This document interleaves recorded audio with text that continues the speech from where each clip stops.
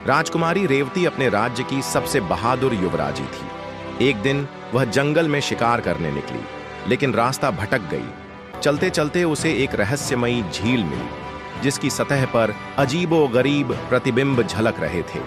झील के पास एक वृद्ध पंडित बैठे थे, जो गहरी सोच में डूबे थे। राजकुमारी ने पंडित से पूछा, यह झील इतनी अलग क्यों दिखती है?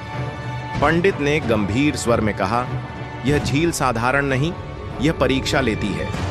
जो भीतर छिपे डर से मुक्त हो, वही यहां से सही सलामत जा सकता है। राजकुमारी ने जैसे ही झील में अपना प्रतिबिंब देखा, पानी में हलचल मच गई। अचानक उसकी परछाई उससे अलग होकर खड़ी हो गई और बोल पड़ी, तुम मेरी कैद में हो और अब मैं असली राजकुमारी बनूंगी। रेवती स्तब्ध रह गई। पंडित ने जल्दी से मंत्र पढ़ा और कहा, यह झील मन के सबसे गहरे डर को जीवित कर देती है। अगर तुमने डर पर काबू नहीं पाया, तो यह परछाई तुम्हारी जगह ले लेगी।